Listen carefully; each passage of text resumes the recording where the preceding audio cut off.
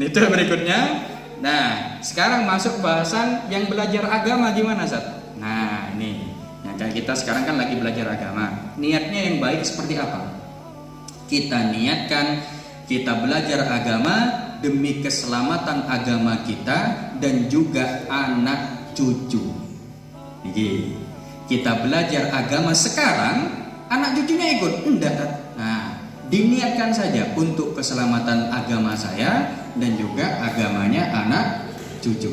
Kenapa? Karena belajar ilmu agama, keberkahannya tidak hanya kena ke kita, tapi juga kena ke anak cucu kita nanti. Tidak ada yang tahu, Bapak Ibu sekalian. Maaf, kita ambil salah satu contoh. Saya kalau ngambil contoh yang orang lain takut jenengan tidak percaya. Contoh saya pribadi aja.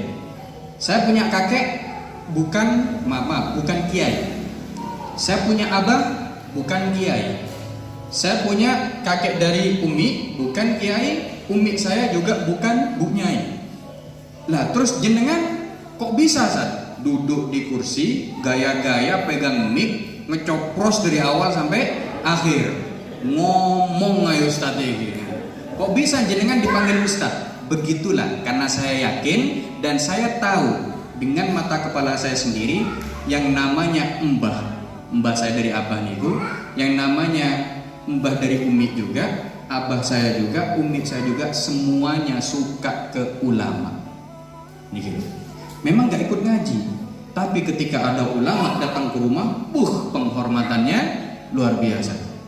Dihormati luar biasa. Abi niku pernah nyampe ke rumah, yang namanya abah niku, biasanya abah ini kalau ketemu sama orang tamu biasa gitu, ngomongnya begini. Itu dari awal sampai akhir Abi begini terus. Ya Allah, saya nyaksikan sendiri waktu itu almarhum ini. Luar biasa. Akhirnya apa? Berkahnya tidak didapatkan beliau, tidak hanya didapatkan beliau, tapi juga nyambung ke anaknya. Makanya sekarang saya dimuliakan bukan usaha saya, tapi usahanya siapa? Orang tua. Orang tua saya yang punya usaha itu. Siapa tahu yang hadir ngaji sekarang, oke lah, tidak apa-apa, tidak ada yang jadi ulama, tapi bisa jadi putra putrinya, anak cucunya bangkit semuanya tercetak menjadi ulama besar. Makanya saya berharap sumber ulama Indonesia itu ada di Desa Liman Menawi. Saya berharap itu. Saya tidak minta macam-macam, tidak berharap mimpi tinggi-tinggi, enggak. Bas mimpinya di situ aja. Mimpi, mudah-mudahan nanti di sini kaya semuanya. Kalau kaya, mau zakat kemana jenengan? Bingung pasti. Ya kayak orang-orang Madinah nih, waktu di zamannya Sayyidina Umar, kaya semuanya Bapak Ibu sekalian. Yang paling miskin ada Sayyidina Jabir bin Abdullah namanya. Beliau paling miskin saat itu, tapi punya 22 rumah. Itu paling miskin. Berarti kalau jenengan paling miskinnya punya 22 rumah, kira-kira gimana? Jual satu, kaya sudah. Ya, masih ada 21, santai aja. Ya, seperti itulah. Jadi saat mereka mengeluarkan zakat, bingung. Mau ngasih ke siapa zakat ini? Dikasih ke temannya, jangan kasih ke saya. Kenapa? Saya juga mengeluarkan zakat.